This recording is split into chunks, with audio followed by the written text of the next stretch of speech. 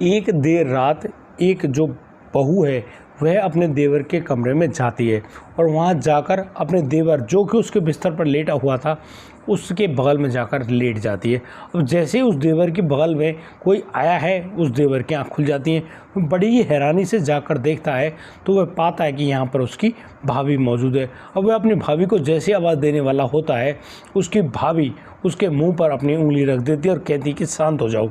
अब तो वह जो देवर है चुपचाप वहाँ पर लेटा हुआ है, लेकिन वह जो उसकी भाभी है वह उससे प्यार करने लगती है।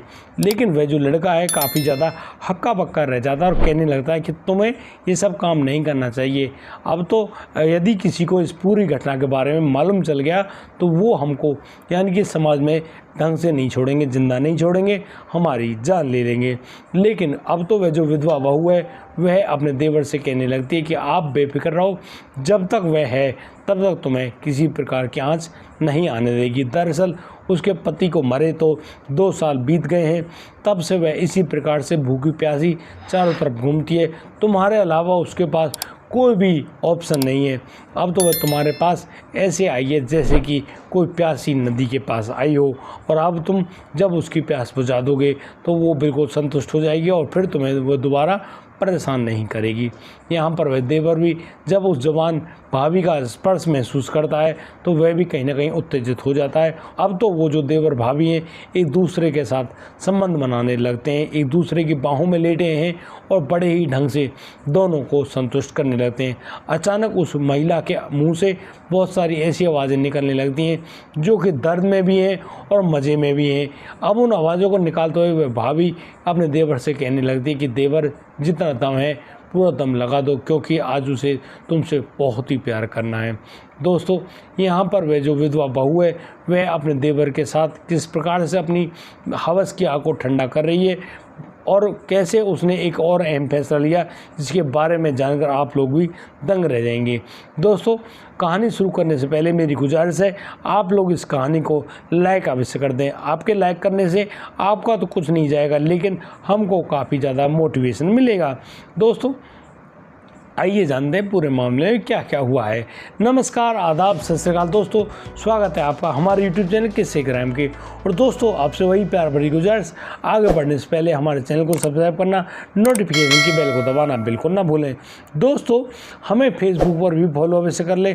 और आज का बेहद ही हैरान करने वाला मामला सामने आया है पलवल, हरियाणा से। दोस्तों, हाल ही में जो कोरोना काल भारत से गया है, इस कोरोना काल ने पूरे विश्व में इतनी बड़ी खलबली मचा दी थी, लेकिन भारत में भी इसने बहुत सारे ऐसे लोगों की जीवन लीला समाप्त कर दी जो कि अपनी ज़िंदगी को शुरू करना ही चाह रहे थे। यानी कि इस कोरोना काल में ऐसे ऐसे लोग भी अपनी ज़िंदगी को गंवा बैठे जिनकी उम्र शायद ही बहुत कम थी, या फिर उन्होंने अपनी ज़िंदगी को लगभग शुरू ही किया था। यानी कि उनकी शादी तो हुई है, एक आध बच्चा हुआ है और तभी वो लोग भगवान के पास चले गए। यानी कि इसने किया तो बहुत ही बुरा है। लेकिन यहाँ पर एक जो लड़का होता है वीर सिंह, जो कि एक आर्मी ऑफिसर की कार चलाया करता है, वह जो लड़का वीर सिंह है वह दिल्ली में रहता है और दिल्ली में वह नौकरी तो क्या करता है, लेकिन उसी नौकरी के चलते वह अपनी पत्नी और बच्चों को भी दिल्ली लेकर जाता है और वहीं पर रखता है। जैसे कि कोरोना की पहली लहर आई थी, पहली लहर में वह जो वीर सिंह है वह अपने बच्चों को लेकर सरकारी क्वार्टर में तो रहता ही है। यहाँ पर जो उनका अफसर है वह उनका खूब अच्छे ढंग से ख्याल रखवाता है और बड़ी ही तसल्ली से वह लड़का वीर सिंह अपने जो अफसर है उनकी सेवा किया करता है, उनकी कार चलाया करता है। लेकिन दोस्तों, यहाँ पर मैं आपको बता दूँ कि जब कोरोना की दूसरी लहर आई तब वह जो लड़का है वह कोरोना की चपेट में आ गया। वह कोरोना की चपेट में आया तो है, लेकिन उसके अफसर ने उसको यानी कि बहुत अच्छे हॉस्पिटल में भर्ती कराया और अब तो उसका जो स्वास्थ्य है वह काफ़ी ज़्यादा सही भी होने लगा था। लेकिन अचानक से उस लड़के को कार्डियक अरेस्ट हुआ और बस उसकी दर्दनाक मौत हो गई। दोस्तों, यहाँ पर उसके सबको उनके परिजनों को सौंप तो दिया गया। उस अफसर की वजह से वो लोग उसको लेकर आते हैं अपने गाँव में और वहाँ पर उसका दाह संस्कार कर देते हैं। लेकिन दोस्तों, यहाँ पर वह छोड़ गया था पीछे एक पत्नी को और 2 बच्चों को। वो अब अपने उसी गांव में रहना शुरू कर देते हैं। यहाँ पर उस महिला का एक देवर होता है, उस देवर का नाम होता है अंकित। अंकित उस घर में यानी अपनी भाभी की खूब अच्छी देखभाल किया करता है, अपने भतीजों को खूब अच्छे ढंग से रखता है। जवान तो वह हो गया है। यहाँ पर जो अंकित है वह अंकित बहुत ही अच्छे ढंग से अपने घर की ज़िम्मेदारी भी देखता है, अपनी भाभी का भी ख्याल रखता है और पूरे घर को उसने काफ़ी अच्छे ढंग से संभाल लिया होता है। लेकिन अब तो अंकित को एक नौकरी लग जाती है फरीदाबाद में। अब तो वह अपनी माँ से अनुमति लेता है और फरीदाबाद में नौकरी करना शुरू कर देता है। वह सुबह सुबह रेल से जाता है नौकरी करने फरीदाबाद और फिर रात को यानी जब ट्रेन आती है तब वो उसके सहारे से वापस आ जाता है अपने घर पर। यहाँ पर इसी प्रकार से उनका जीवन यापन चल रहा होता है। एक रात जब वह देवर अपने कमरे में सो चुका होता है, करीब 12 साढ़े 12 बजे के करीब उसकी जो बड़ी भाभी है वह अपने कमरे से निकल कर आती है और अपने देवर के कमरे में घुस जाती है और वह यहाँ देवर के बिस्तर के पर ही जाकर लेट जाती है। यहाँ जब देवर अपनी भाभी को देखता है वह कुछ बोलने वाला होता है, अचानक उसकी भाभी उससे चुप रहने के लिए कहती है। तो लड़का यहाँ चुप तो है, लेकिन जिस प्रकार से उसकी भाभी की छुअन उसके शरीर को छू रही है, कहीं ना कहीं उस लड़के के शरीर में भी उत्तेजना बन जाती है और फिर देखते ही देखते दोनों के बीच में संबंध कायम होने लगते हैं। कहीं ना कहीं वह भाभी भी अपने देवर से बहुत ही अच्छे तसल्ली से संबंध तो बना रही है, लेकिन इसी संबंध के चलते वह बड़े ही ढंग से अपने देवर को संतुष्ट बना रही होती है और तो और वह खुद को भी संतुष्ट कर रही होती है। यहाँ करीब 1 घंटा साथ में बिताने के बाद वह जो भाभी है वह वहाँ से उठकर जाती है, अपने कमरे में लेट जाती है। दोस्तों ये तो पहली बार था, यानी कि शुरुआत हुई थी। अब तो वह जो महिला है वह अपने देवर से अक्सर इसी प्रकार के संबंध बना लिया करती थी। और तो और सर्दियों के दिन थे, यानी कि जब बरसम वगैरह लेने के लिए खेतों पर जाते हैं तो वह जो भाभी है अपने देवर को अपने साथ ले जाया करती और खेतों में भी उसके साथ संबंध बनाया करती। यानी कि उस देवर भाभी के बड़े ही अच्छे ढंग से संबंध तो तय हो जाते हैं, यानी कि बड़ी तसल्ली से वो लोग अपना जीवन जी रहे होते हैं। लेकिन कहीं ना कहीं ये जो संबंध है ये तो अनैतिक है, यानी कि ऐसा तो नहीं होना चाहिए। अब तो वह जो लड़का अंकित है उसके लिए रिश्ते आने शुरू हो जाते हैं, यानी कि एक रिश्ता आता है। वहाँ पर वह जो उसकी माँ है उस लड़के के लिए अच्छी सी लड़की को चुन लेती है और कहती है कि इस लड़की की इसी लड़की से शादी कराई जाएगी।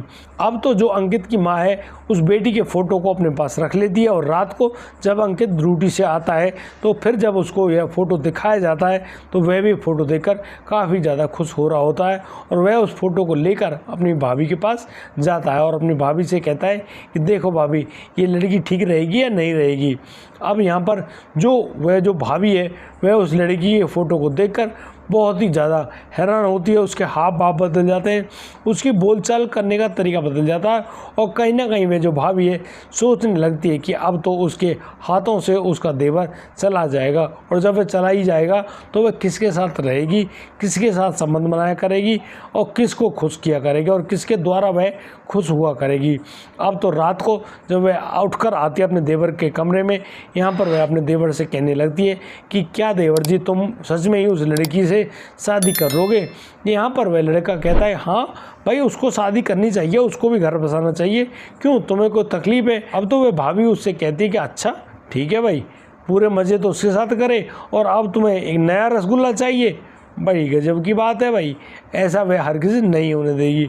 अब यहाँ पर वह जो देवर है वह अपनी भाभी को झड़क देता है और उससे कहता है कि ठीक है तुम्हें नहीं करने देना, देख लेंगे हम तुम्हें, तुम अब यहाँ से उठकर जा सकती हो। अब तो वह जो भाभी है वहाँ से नाराज़ होते हुए यानी कि अपने कमरे में चली जाती है। अब तो उन देवर भाभी के बीच में बड़ी ही अनबन रहने लगी। दोनों एक दूसरे को ऐसे देखते जैसे कि वो एक दूसरे के जानी दुश्मन हो। लेकिन अब धीरे धीरे जब उस अंकित की माँ उस शादी को तय कर चुकी होती है तो वह तिथि भी आ जाती है जब अंकित की शादी हो रही होती है। और अब जैसे कि अंकित की वजह से लगन सगाई का प्रोग्राम होता है, यहाँ पर वह जो भाभी है वह साफ मना कर देती है कि वह उस लड़के अंकित की शादी में नहीं बैठेगी। लेकिन यहाँ जब उस महिला पर उसके परिवार की तरफ से भी काफ़ी दबाव डाला जाता है, जैसे तैसे वह उस अंकित की शादी में तो बैठ जाती है, लेकिन अपने प्रेमी जिससे वह बहुत ज़्यादा प्यार किया करती है उसकी शादी किसी और से कैसे हो जाने दे, ये तो बड़ी अजीब बात है। अब इस बात को सोच कर वह महिला बहुत ही ज़्यादा दुखी हो रही होती है और अब तो वह एक ऐसी प्लानिंग कर बैठती है जिसके बारे में शायद आप लोग भी सोचकर हैरान रह जाएं। दरअसल अब तो वह जब अंकित की शादी हो रही होती है और अंकित बारात लेकर अपनी जो नई ससुराल है वहाँ पर जाता भी है और वहाँ से जब अपनी पत्नी को ब्याह कर लाता है, यहाँ पर वह जो बड़ी उसकी जो जेठानी है उसकी भाभी उसका बड़े ही अच्छे ढंग से स्वागत तो करती है, लेकिन वह अपने हृदय से खुश नहीं है। वह अपनी छोटी छोटी देवरानी को अपने घर में तो ले आती है। और अब यहाँ पर जैसे ही यानी कि उस लड़के की उसकी पत्नी के साथ वह सुहागरात मनती है, उसी रात अब तो वह जो महिला है वह एक इतना बुरा काम कर देती है जिसको जानकर आप हैरान रह जाएंगे। दरअसल उसकी जो भाभी है वह एक ऐसा गलत कदम उठाती है, यानी कि वह अब जो घर में रखा हुआ डीजल है उस डीजल को लेकर आती है और बस उस डीजल को अपने ऊपर उड़ेल लेती है। यानी कि वह खुद को आग लगाने वाली थी। अचानक से उसका जो बड़ा बेटा है वह जाग जाता है और वह देख रहा होता है कि उसकी माँ क्या करने वाली है। अब जैसे वह देखता है कि उसकी माँ ने माचिस को उठाया है और शायद वह माचिस की तिल्ली को जलाने का प्रयास कर रही है, लेकिन वह जो माचिस और तिल्ली दोनों ही डीजल में भीग चुकी होती हैं। अब तो यहाँ उस लड़के से उसकी माँ तो रुकती नहीं है, लेकिन वह जो लड़का है वह बहुत तेज़ से शोर मचा देता है। उस लड़के का शोर सुनकर अब यहाँ पर अब उसका जो चाचा है, उसकी जो दादी है, वो दोनों लोग भागकर आते हैं और उस घर का दरवाज़ा जैसे तैसे खुलवाते हैं। वो पाते हैं कि यहाँ पर जो उसकी बड़ी भाभी है उसने अपने ऊपर डीजल छिड़क लिया और ख़ुद को आग लगाने वाली है। अब तो उस देवर से रहा नहीं जाता और वह सीधा जाता अपनी भाभी के पास और उसके मुंह पर 2-3 थप्पड़ इतने ज़ोर से जड़ता है कि वह महिला वहीं बैठकर रोने लगती है। यहाँ पर उसकी सास जब उससे कहती है कि तूने यहाँ जब घर में इतनी सारी खुशियाँ आई हैं और तू अपनी जान देने का प्रयास कर रही है, अगर तुमने इतना बुरा कदम क्यों उठाया, तो यहाँ पर वह महिला बताने लगती है। दरअसल उसके पति की मौत हो जाने के बाद वह अपने देवर से प्यार कर बैठी, उसके साथ संबंध भी बना लिए, लेकिन अब तो जब देवर उसकी देवरानी को घर में ले आया तो वह अब किसके सहारे जिएगी। यहाँ पर वह जो माँ है वह भी इस पूरी बात को जानकर हैरान तो होती है, लेकिन वह उल्टा अपनी बहू से कहने लगती है कि तुमको शर्म आनी चाहिए। अरे ये तेरा देवर है, तेरे पुत्र समान है, तूने उसका ख्याल नहीं रखा। और जब तूने इससे संबंध बना लिए, सारी बातें एक हो गई, तो तूने उससे जाकर क्यों नहीं कहा वह इस लड़की की शादी नहीं कर रही थी, तुझसे ही शादी कर लेती और तुम आराम से अपनी ज़िंदगी जी रहे होते। अरे जहाँ इस एक घर में 2-2 टुकड़े होंगे, जहाँ वहीं एक घर में एक ही टुकड़ा बना रहता, लेकिन तूने तो भाई ये गलत कदम उठाया और ऊपर से तू जान दे रही है, यानी कि हमको जेल में भेजेगी। यहाँ पर अब तो वह जो महिला है वह इन बातों को सुनती है और बहुत ही बुरी तरह से पश्चाताप करती है और कहती है कि सासू माँ उससे बहुत बड़ी गलती हो गई, दरअसल उसको ये सब कदम नहीं उठाने चाहिए थे।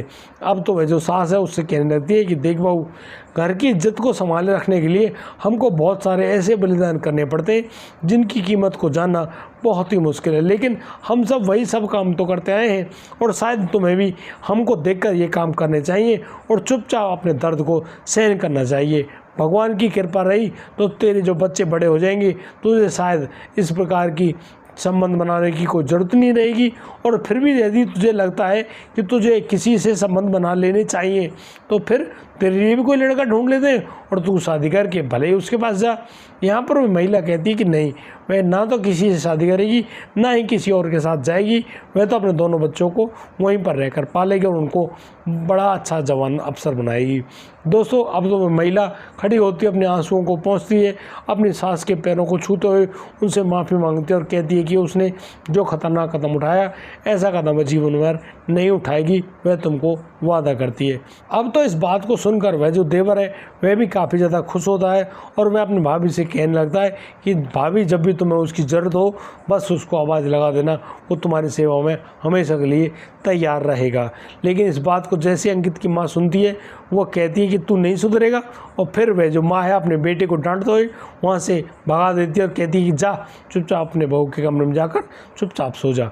दोस्तों, इस पूरे घटनाक्रम को सुनाने को उद्देश्य किसी को परेशान करना नहीं है, किसी का दिल दुखाना नहीं है, लेकिन जिस प्रकार से घटनाक्रम सामने आते हैं, इन घटनाक्रमों से हमको काफ़ी कुछ सीखने को मिलता है, काफ़ी अच्छी शिक्षाएँ मिलती हैं, जिनसे हम लोग जागरूक होकर, सचेत होकर, सावधान होकर अपनी ज़िंदगी को अच्छे ढंग से इस समाज में जी सकें, अच्छी नज़ीर पेश कर सकें और अच्छे उदाहरण जब सामने आएंगे तो यहाँ सिर्फ आपकी ही नहीं, लोगों की भी आंखें खुलेंगी। दोस्तों, आज के लिए सिर्फ इतना ही। अब दीजिए मुझे इजाज़त, मिलता हूँ कल, लाता हूँ एक कोरोना का मामला। तब तक के लिए आप बढ़िया रहें, बेहतर रहें, अपना और अपने परिवार का बखूबी ख्याल रखते रहें। जय हिंद, जय भारत।